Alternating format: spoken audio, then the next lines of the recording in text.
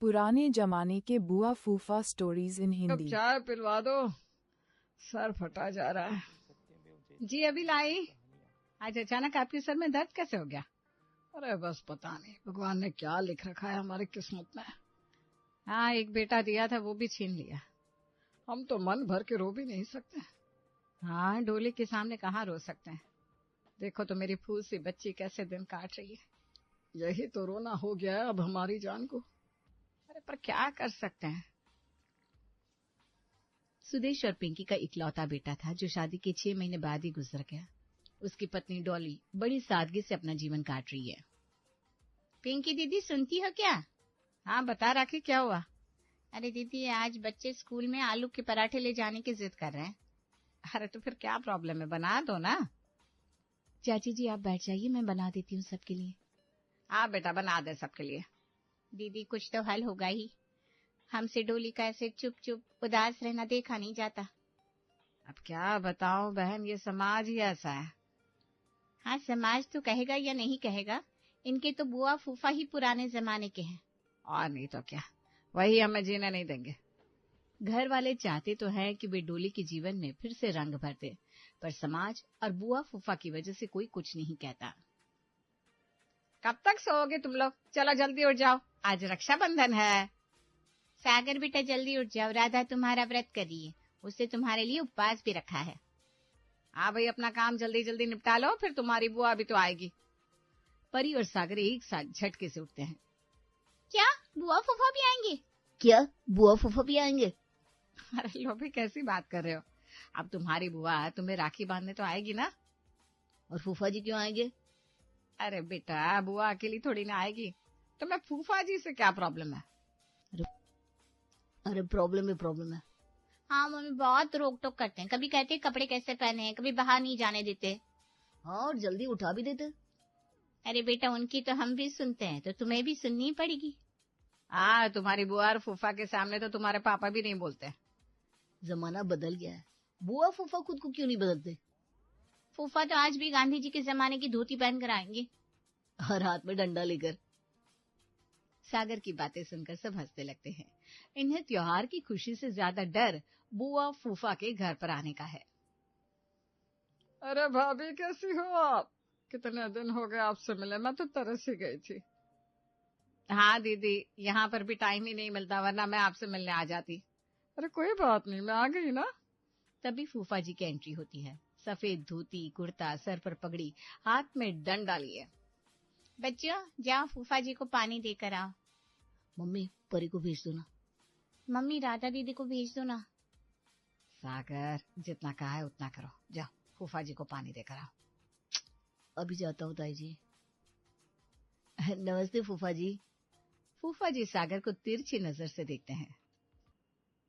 अरे ये क्या पहन रखा है तुमने? तुम्हारे पास पूरी पैंट नहीं है क्या? फूफा जी बस घर पर हूँ ना, इसलिए ये पहन लिया। तो क्या घर पर पूरे कपड़े नहीं पहने जाते? जाओ ढंग के कपड़े पहन कर आओ। सागर को जिस बात का डर था वही हुआ।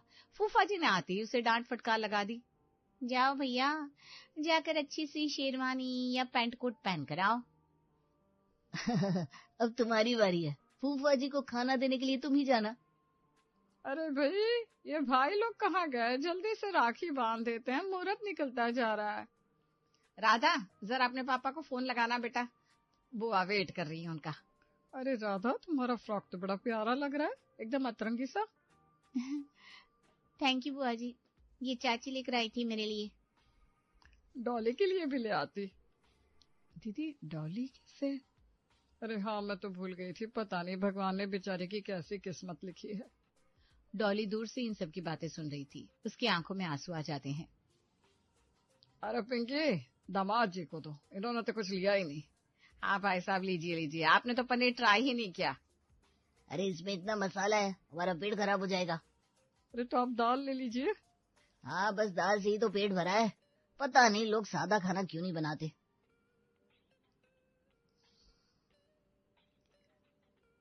अरे राखी, तुम्हें तो पता था भाई साहब हल्का खाना खाते हैं। जी मैंने दाल तो बनाई है। बस दाल? अरे कोई बात नहीं, घर के लोग हैं, खा लेंगे। सब बातें कर रहे हैं, खुश हैं, मगर डॉली बेचारी शांत और चुप। भाई साहब, बैठक में आपका बिस्तर लगा दिया है, आप जाकर वहां सो जाइएगा। ठीक है चलो, मुझे तो जल्दी सोने की आदत है। हाँ भाई चलो चलो, वहीं चलकर बातें करेंगे। तभी बाहर से दरवाजा खुलने की आवाज आती है। अरे बच्चों, तुम इतनी देर तक बाहर क्या कर रहे थे? सागर कुछ नहीं बोलता, चुपचाप खड़ा रहता है। अरे भाई साहब जाने दीजिए, जा रहे होंगे अपने दोस्तों से मिलने। अरे अब जाने दिया तो फिर हाथ से निकल जाएंगे। समझाते तो हैं, आज छुट्टी है ना इनकी, वरना टाइम ही नहीं मिलता किताबों से। हाँ, जितना बच्चे किताबों में ध्यान लगाएंगे उतना बेहतर है। जी जी भाई साहब, आप सही कह रहे हैं। सागर को फिर से डांट पड़ जाती है। इधर फूफा जी सोने के लिए चले जाते हैं। पता नहीं बहन, ये फूफा जी कब जाएंगे? ये तो एक दिन में ही हमें कैदी बना देते हैं। शुक्र है, मुझे तो अब तक कोई डांट नहीं मिली। चिंता क्यों करती हो, कल मिल जाएगी। तुम तो ऐसे ही चाहते हो। और नहीं तो क्या। परी बेटा उठ जाओ, कब से उठा रही हूँ तुम्हें, स्कूल के लिए लेट हो जाओगी। मम्मी 5 मिनट और सोने दो। अरे बेटा, मैंने तुम्हारा टिफिन भी पैक कर दिया है, ड्रेस भी रख दी है, तुम बस उठकर नहा लो। मम्मी बहुत नींद आ रही है। तभी फूफा जी के पैरों की आवाज आती है और परी सहम कर उठकर बैठ जाती है। परी, तुम रोजाना इतनी लेट उठती हो?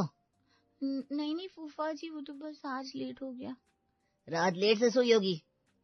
जी वो बुआ के साथ बात कर रही थी ना।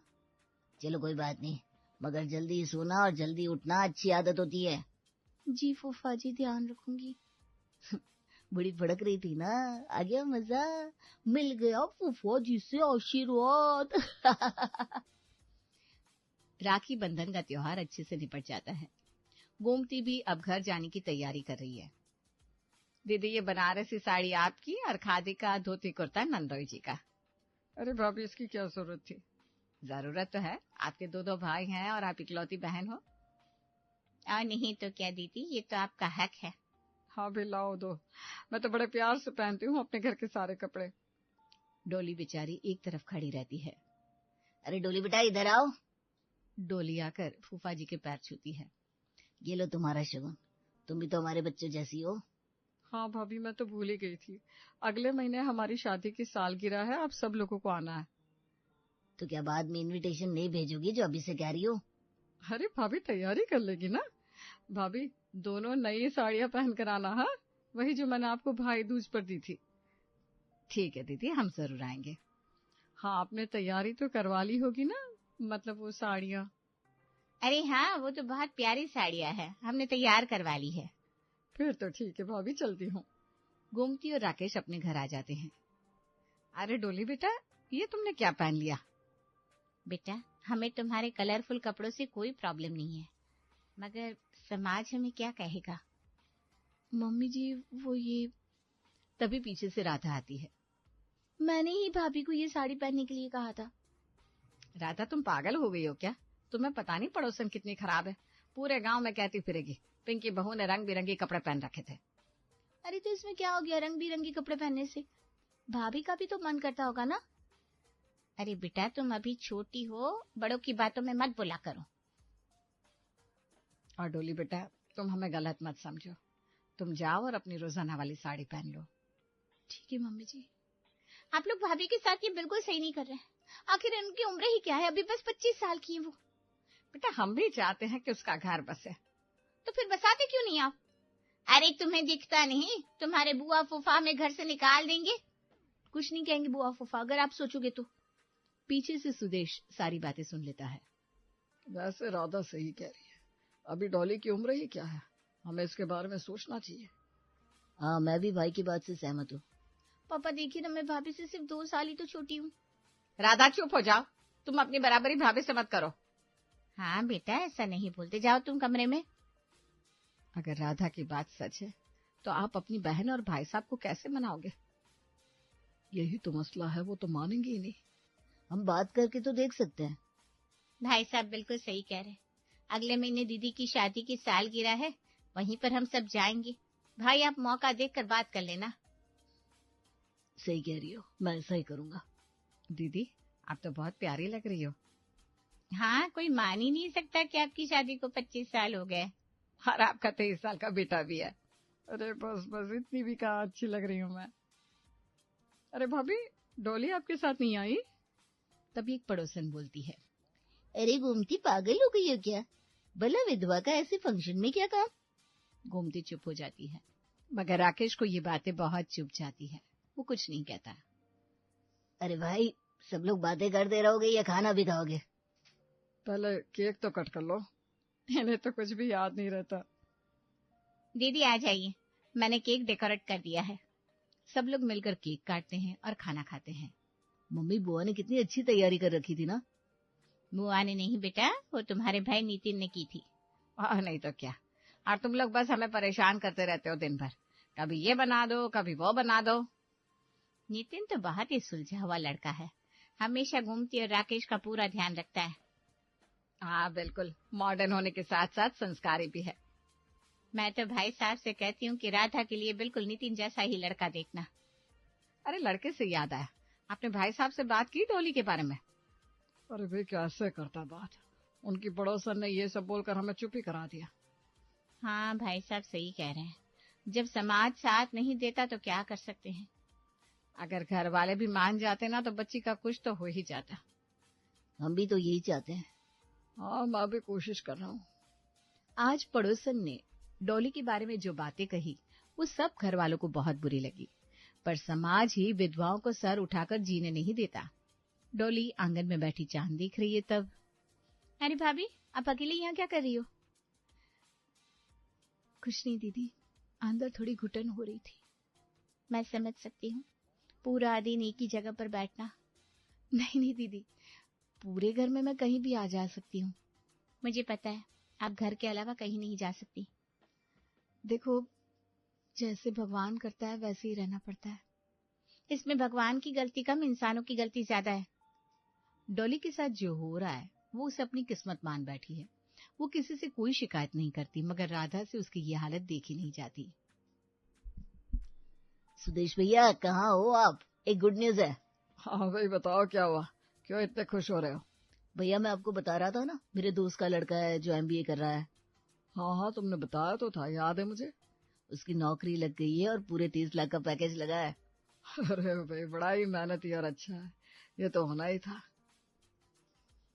मैं कह रही थी, सुनील जिस लड़के के बारे में बता रहा था, क्यों ना हम राधा के साथ उसकी बात करें? राधा के साथ? हाँ देखो ना, सुनील उसे अच्छे से जानता है, सब कुछ देखा हुआ है, हमारी बेटी खुश रहेगी।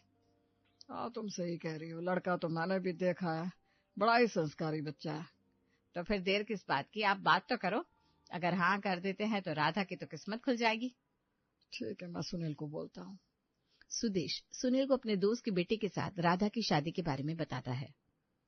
भैया, मैंने बात की थी राजेश से, वो कह रहा था उन्हें कोई प्रॉब्लम नहीं है, बस वो राधा को एक बार देखना चाहते हैं। हाँ भाई, देखना दिखाना तो आजकल चलता ही रहता है, तुम फ्री टाइम देख कर बुला लो उन्हें। भैया, मैं तो नेक्स्ट संडे का ही बोल रहा था, संडे को छुट्टी रहती है, अगर आप कहो तो कह दूं मैं।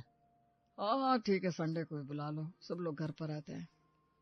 सुदेश पिंकी को सारी बात बताता है कि संडे को राधा को देखने आ रहे हैं। राखी, सारी तैयारियां तुम देखना, मैं डॉली और राधा के भरोसे कुछ नहीं छोड़ सकती। अरे भाभी, आप टेंशन मत लीजिए, राधा मेरी भी बेटी है, मैं अच्छे से करूंगी सब कुछ। हाँ, तुम पर तो मुझे पूरा भरोसा है।